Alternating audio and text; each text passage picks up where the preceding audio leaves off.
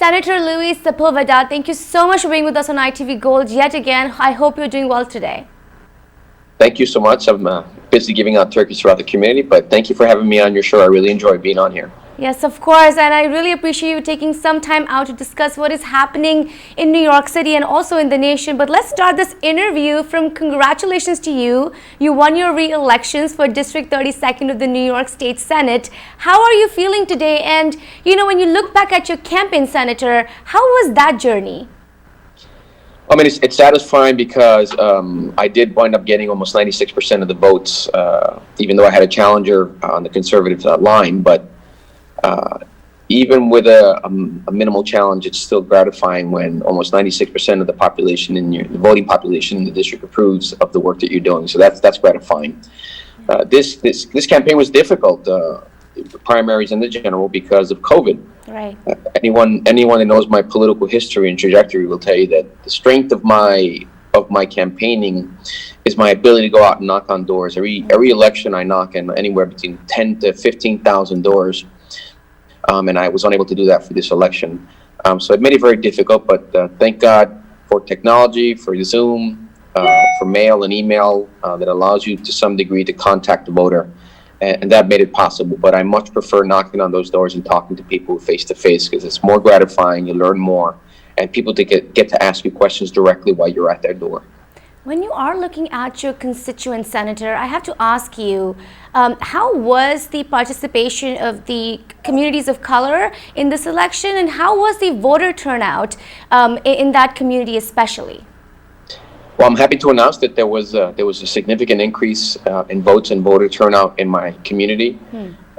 You know, many of us worked diligently to get the vote out, even though we were pretty certain about what our results are going to be. We wanted to make sure that at the national level we got people out to vote, to send a statement to the world that, you know, as a Democrat, as someone who's very supportive of Joe Biden and Senator Harris on the ticket, it was very gratifying to see the level of participation and enthusiasm for people. One of the things that we worked diligently on, and you know, I worked with many of my colleagues, including AOC, who I happen to be her state senator, and several of my candidates or my colleagues from different positions from state committee, like Amanda Farias, or working with other elected officials like Kenny Burgos or Carines Reyes. But we worked diligently in our district to make sure that we registered people and to make sure that people did pick one of the options for the election. And we pushed really hard for absentee ballots to be sent. And we can see the enormous impact that had in our election, in the national election. And we worked overtime to secure early voting site in our district. So those are the things that we did to make sure that we increased the participation, and it showed in the overall numbers, and especially at the national level. Right. You know, I have to ask you this question. I've been asking a lot of officials this question. When you're looking at this election, there have been allegations of voter fraud, tampering with the votes and ballots. I have to ask you, was there any evidence of voter fraud in your district? Oh no, I mean, there's absolutely zero complaints, at least in my district, of any level of voter fraud. Look, the Republican Party has cried about voter fraud for many, many years. And to me, that's just a backhanded way of suppressing the vote. They talk about there being massive fraud for years. You know, in the last election, when the current president, claimed that there were millions of undocumented immigrants or illegal voters that voted in his election, he commissioned some sort of report from the then Secretary of State of Kansas, who claimed that there were over 40,000 votes in Kansas, and they did a thorough review, and they had to ultimately disband the committee that they set up to investigate, because as they were doing their investigations, they discovered that the percentage of voter fraud that they were discovering was 0.0004, some ridiculously low number. And that just essentially validated our argument that there is no voter fraud. There is no voter fraud with absentee ballot. You know, the military's been doing that for a century. Right. Absentee ballots have been part of our electoral system. And I think the president knew that it would be Democrats who would come out and vote enthusiastically, who were worried about COVID. And so we did our part, and we made sure that everything was done correctly and there was no allegations of fraud in our community. Definitely. Senator, let's dig right into some of the issues that are impacting not just the South Asian community, but minority communities in general, and especially that your district is so diverse. I have to ask you this. Let's start with the issue of food insecurity. We have spoken about this before. Has the situation improved at all in your district?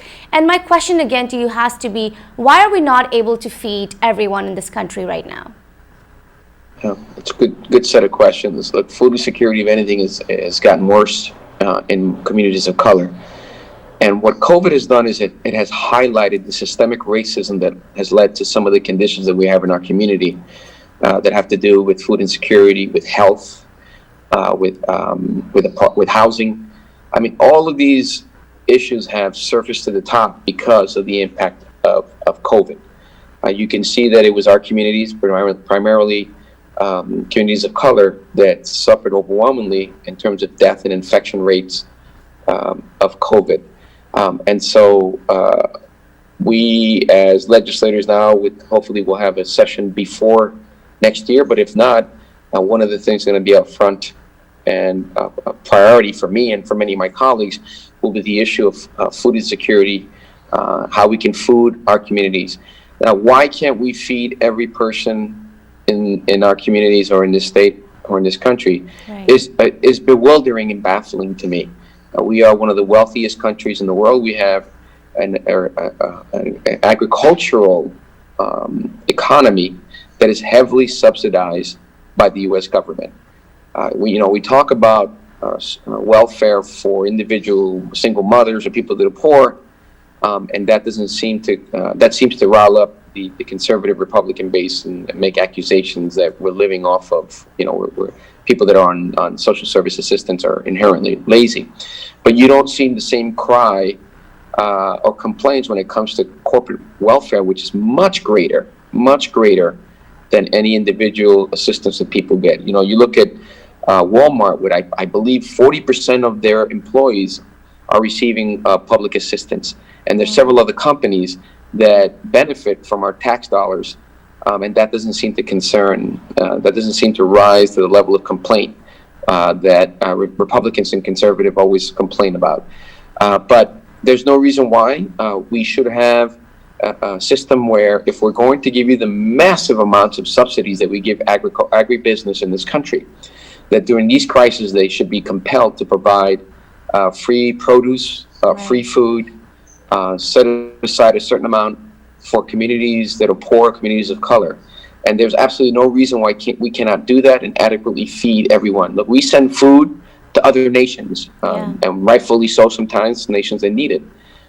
But, we should be able, I have no doubt that we can feed every person in this country if we are committed and our legislation is created and our budgets are created so that these agribusiness that receive massive subsidies have a responsibility to be good neighbors and feed the poor in times of crisis. So basically, the nation does have the capacity to feed all its people. Here's to hoping that they continue to feed as many as possible. I hope you continue to feed as many as possible in your district. This brings me to the issue of COVID-19 again and the healthcare crisis. Cases are surging across the nation. They're rising in New York City as well.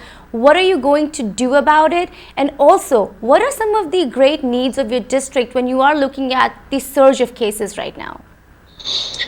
For several months now, I have been throughout the entire county, just even beyond my district, handing out face masks, handing out gloves, handing out PPEs. I mean, I've estimated that I've given out, my volunteers and even my staff, we've given out well over 40,000 face masks in the Bronx. And working with the Taiwanese government, I was able to secure 250,000 masks for health and hospital workers. And these are the things that we continue to do. We send out messages through our social media, imploring people to follow the guidelines, the CDC guidelines, to wear the face mask, to do the hand sanitizers. We do it in multiple languages so that people understand that, this is not over by any stretch of the imagination. Yes, we have vaccines that are showing excellent efficacy rates of 90, 94%. But even with that, and even when we get the vaccine, we're still going to take about another year at a minimum to get back to what we call normal. So a lot of what we're going to do now through legislation and through budget is going to begin with impacts on COVID and how they impact our communities. And I'm going to continue to fight for a lion's share to come into this community because our community suffered much more than many other communities. What do you hope that the Biden-Harris administration provides in terms of COVID-19 relief? Well, you can see already that President-elect Biden has done what President Trump should have done from the onset, and that's believe in the science, rely on the experts, and let them decide based on their research, on their professions, on their expertise. Let them decide the proper course of action. For reasons that I still don't understand, wearing a face mask became a political issue. Right. Taking precautions became a political issue. Some people crying and complaining that we're infringing on their rights, when the reality is what we're trying to do is save lives. And when the president minimizes the impact and behaved the way he did, and even admitted that he tried to minimize the dangers of COVID, when the leader of the country failed to lead by example, it's refreshing to have new leadership that understands that the only way we're going to get out of this is by allowing the scientists, the experts, to be the ones running the vehicle and not allowing political appointments or television doctors or television celebrity doctors to be leading the charge of the way.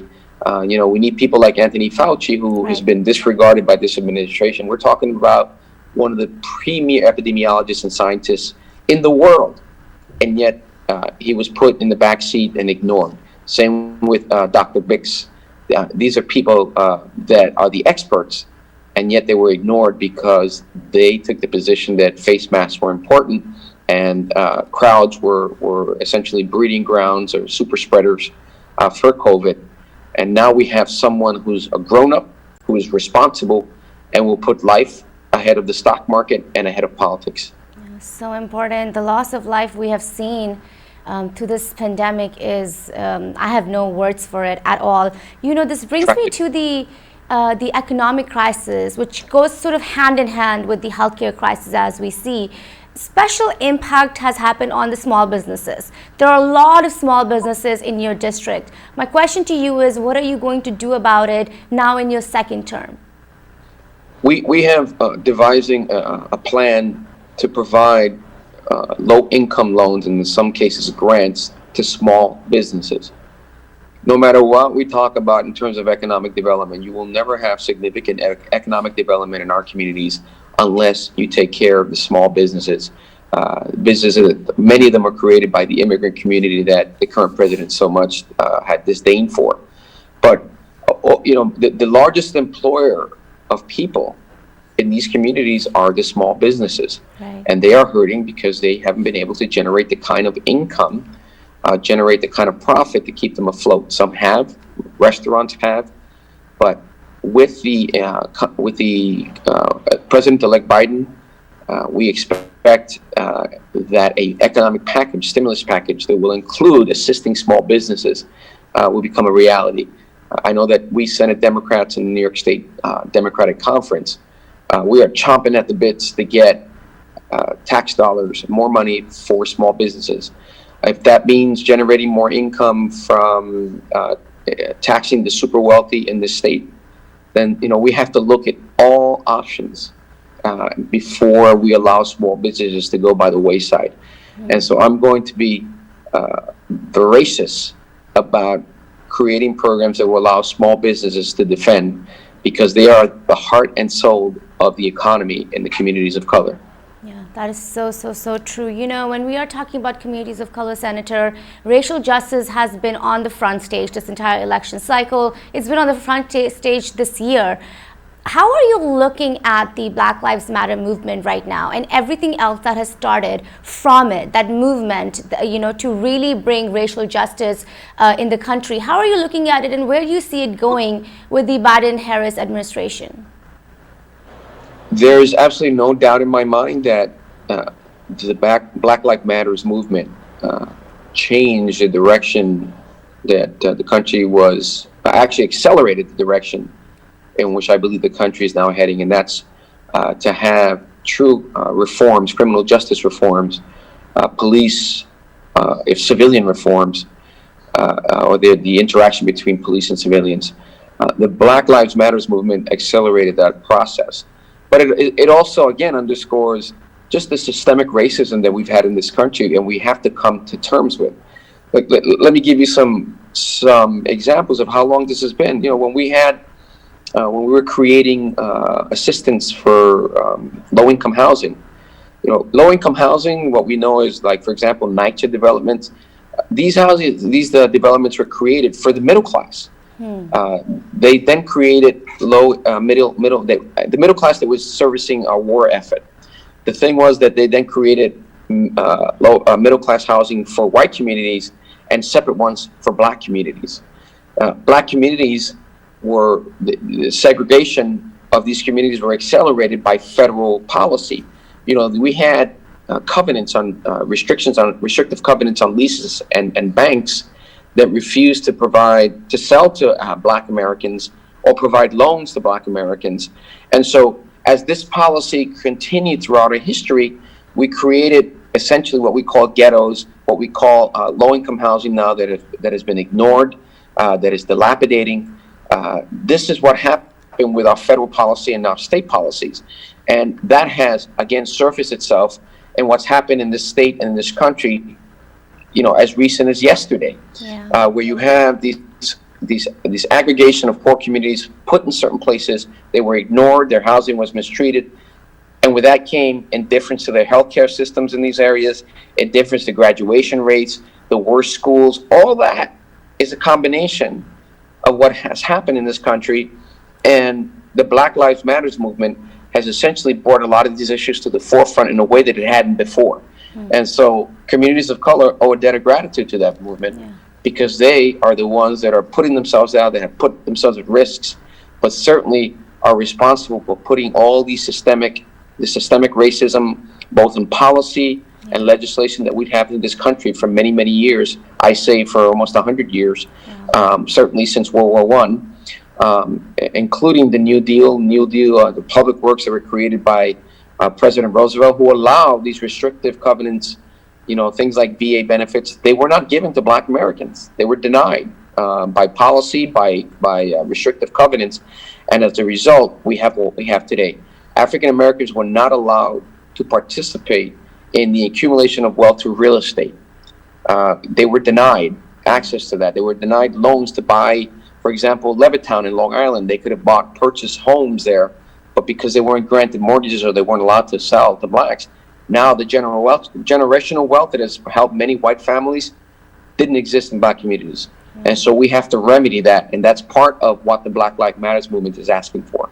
Yes, for sure. And, here's to more policy change, and you on the legislature part, do more and more things to really help these communities in need. And I really hope the movement continues. That's very also important. Another community which I feel that in the elections we didn't talk enough about, and their rights have been continuously threatened for as long as I could remember, and you're an advocate for them, the LGBTQ community. How are you looking at them right now? And what kind of changes or needs are there of that community that you really want to address in your district? Well, there are many issues. I've sponsored several important pieces of legislation to that community, including giving them access to infertility programs that insurance companies wouldn't cover. So if you have a same-sex marriage, they wanted to have a child and use in vitro, for example, they were denied the ability to use that for coverage, medical coverage, and get access to these services. I've also sponsored what's called the Walking While Trans law, where police officers are harassing transgender individuals for no other reason than the fact that they're transgender. We've also sponsored many pieces of legislation that will allow healthcare companies, that will mandate healthcare companies to provide services to the LGBT community. The LGBT community has many of the issues that other communities have, like insufficient housing and insufficient self-care. Things that they need assistance. And I've been working with many of my colleagues, especially Senator Brad Hoylman, on legislation and budgetary policy that will impact the LGBTQ plus community in ways that you have not seen before. We have packages of legislation that we're chomping at the bits to get ready either before the end of the year or during new session in January. But we are working closely. And one important factor we should also know is that in order to get a lot of movement that you need, you have to have individuals from these communities represent these communities in government. Right. And so it's good to see many candidates that are servicing from the LGBTQ plus community. I know that in the 15th Council District in the Bronx, there is a historic candidate by the name of Alyssa Crespo, who is a transgender woman who is running for the city council. And you're seeing, that issue, more people from the LGBT community running, and I think that's critically important that we embrace them and pave the way for them to run so that they can express their views as elected officials in this state and in this city. Do you think there's enough invested in terms of resources in the LGBTQ community, like by the state government or federal government? Well, there's always a need for more. Right. I don't think there's enough. I know many members of the community, the LGBTQ plus community, that are homeless or suffering food insecurity, just like many, right. Who are treated differently in our criminal justice system, treated differently in society in general. And so we need more resources. We absolutely need more resources, as we do, generally speaking, for many marginalized communities. And that's one of the communities that's marginalized in our state. While discussing this brings me to immigration, another very important topic that impacts all minority communities and communities of color as well. What do you foresee in terms of immigration under the Biden-Harris administration, or do you have any insight you could give us into what's going to happen with the immigration system? The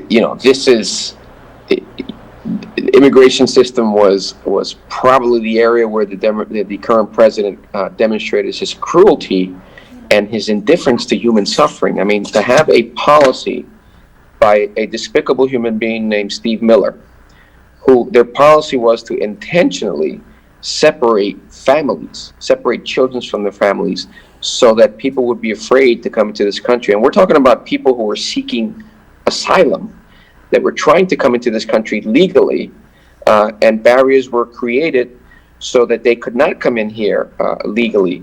And so we see that the president-elect has appointed the first Hispanic, Alejandro Mayorkas, to be the head of Homeland Security.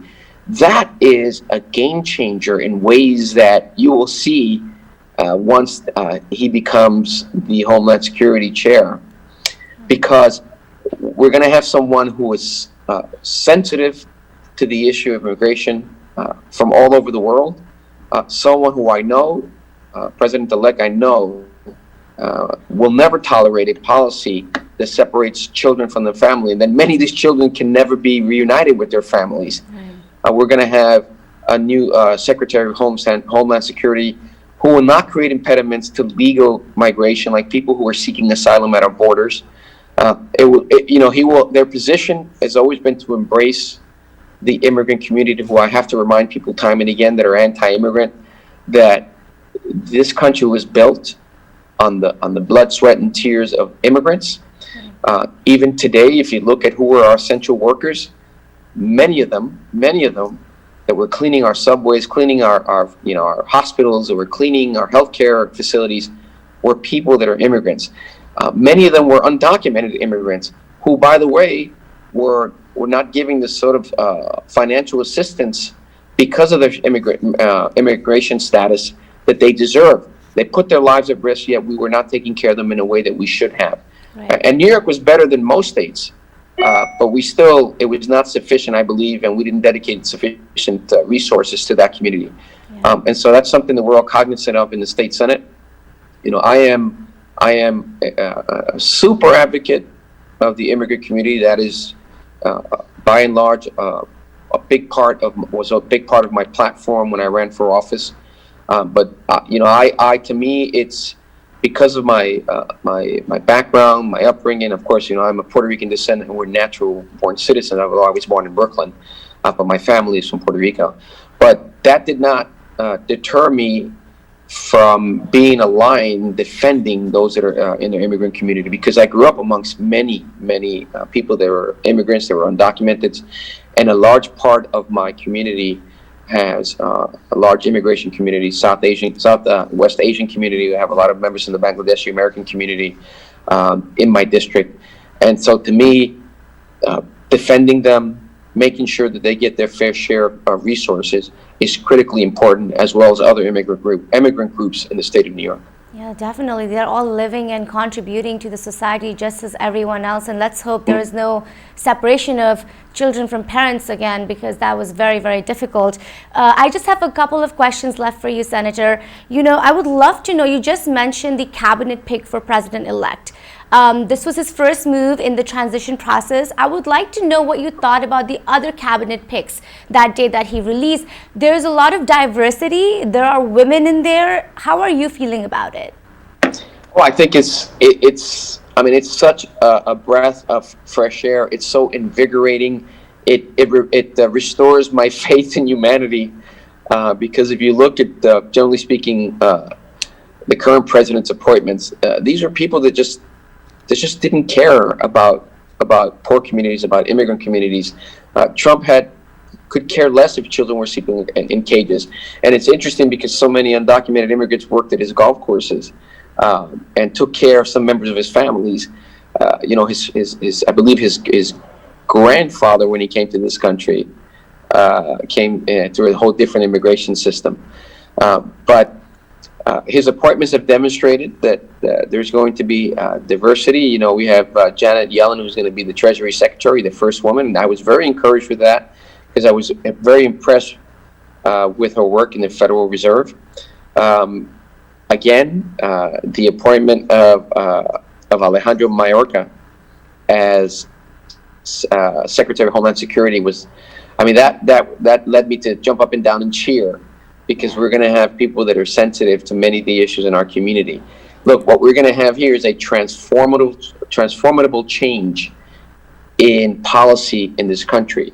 We're going to go from someone who care less about the individual, about poor people, about immigrants, an individual who favored a Muslim ban. When was the last time that we were banning people based on their religious beliefs? Although it's just from certain countries, certainly Saudi Arabia, who I know is the biggest exporter of terrorism, was not on that list. And we all know why, because the president was doing business with them. But no religion should ever be the basis of banning people from this country. It is disgraceful, it is anti-American, and it is a stain in the history of this country, and it will be a stain for the rest of history. And our kids will be reading about this. Generations will be reading about a president who kept children in cages and banned people of Muslim faith for no other reason than their faith. How are you looking at him not conceding? Oh, I'm not surprised. I'm not surprised. I think Trump is a strong man who is more suitable for leadership in the Soviet Union and the Soviet bloc. He is a demagogue, so it doesn't surprise me. He's muddying the waters by saying that he won, and there was this massive cheating, which, where's the proof? Remember the commercials, where's the beef with Wendy's? Well, where's the proof? There isn't a scintilla of evidence of fraud, certainly nothing that's going to change the result of this election. And he continues to claim that there's massive fraud, delegitimizing the presidency of Biden. And he does so to the detriment of this country, and certainly to our national security and our reputation around the world. People are laughing at us because of the antics of this human being who lacks any sense of human suffering. What do you think is going to happen up until the inauguration day, January 20th? Well, you're seeing that inevitably, even though I think a lot of the comments and behavior of the Republicans in this country, I think a lot of this is geared towards trying to win the Georgia Senate race. I believe that that's why he's saying that he won the election to rile up the voters in Georgia that would vote for Trump or for the Republicans. I believe he's setting the stage for his post White House career, which we know that he's going to continue traveling the country and doing what, generally speaking, most ex-presidents don't. You know, there is an unwritten rule amongst presidents that you don't criticize the current president, you don't criticize the previous president. You have a transition that is in the best interest of this country. I don't see Donald Trump doing that. He will continue to denigrate our election process without a scintilla of evidence. He will continue to try to placate those who believe that there was widespread fraud in our election system. And it's a shame, but it doesn't surprise me because that's his his modus of operation. Wow. So the political chaos continues until January 20th. I think it'll continue beyond that. Oh, I mean, wow. obviously, you know, they've come to terms. The responsible people in the Republican Party have come to terms, and I hear that some are encouraging him to concede. But you see, in terms of process, with members of the Biden administration are now starting to meet with Trump's administration transition team, so that we can have a possible smoother transition and not put our national security at risk. Yes, definitely. You know, we are coming towards the end of this interview, but I have to ask you, tomorrow is Thanksgiving. It's a big holiday in the U.S. Maybe a sad Thanksgiving this year with a lot of seats that are left empty on the tables. A message to the families who have lost somebody on Thanksgiving, and just a message for your district. First of all, I want to wish everybody a happy and healthy Thanksgiving during these very, very difficult times. I empathize, I understand. I have not and will not be able to spend Thanksgiving with my father, who is bedridden, has Alzheimer's and dementia, with some very close members of my family that are the oxygen to my life. You know, aunts and uncles that I absolutely adore. I will not be able to see them. I will be essentially self-quarantining or not traveling so that I can spend time, so that I don't put any member of my family at risk. So I feel, I empathize, I sympathize, and despite that, I still think we should do everything we can possible to have some semblance of Thanksgiving. But please do not travel if you do not have to. Please do not go into areas with many people. Let's not make what some people are calling, including the governor, the possibility of Thanksgiving being a super spreader of COVID. Let's try to make the best that we can. You know, eat your turkey. I'm a vegan. I don't eat turkey, but I will be eating a potato. but certainly, you know, let's try to make the best of it during this situation. You know, I don't anticipate it's going to be that much more different for the other holidays that are coming up. Right. It's sad, but pray for your neighbor, pray for your family, and pray for things to normalize sooner rather than later. And God bless everyone. I wish them all the best.